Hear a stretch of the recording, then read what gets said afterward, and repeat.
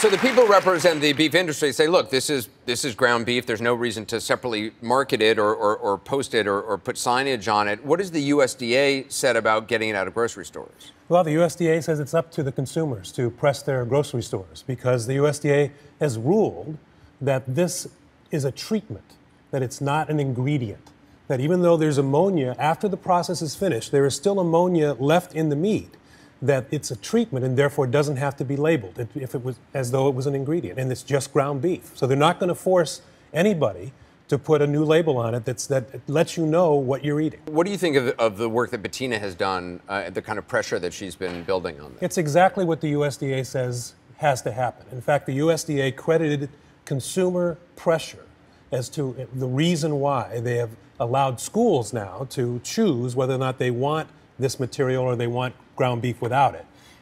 That pressure needs to be continued, and I'm sure Bettina will continue it, and it's up to them. All we do is ask the questions and get the answers. It's up to consumer groups like hers to actually put pressure on the supermarkets now to make them label this, because really there's a debate about safety, whether or not it's safe or not. But really what I want to know, and what many people want to know, is what's in my food? And right now, the USDA says the meat people don't have to tell you what's in it. Right. It's one thing whether consumers make a decision or if they want to eat it knowing what's in it. The question is, should people be informed about what's in it? Exactly. So what has changed in the wake of your petition? School districts now have a choice. If they want to use their what are called commodity dollars to buy beef from USDA, they can choose now between the pink slime containing patties, or they can buy non-pink slime containing beef in bulk.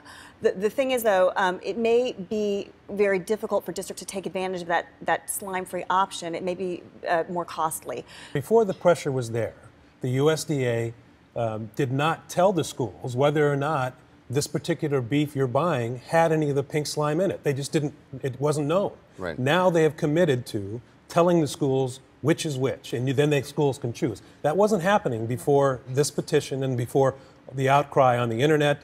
My Twitter has gone crazy, Facebook, those type of things that put real pressure on the government. You have to remember one thing about the USDA. The USDA's inspectors and their guidelines, the people who work at the USDA are often very connected to the meat industry. It takes outside pressure to get them to move.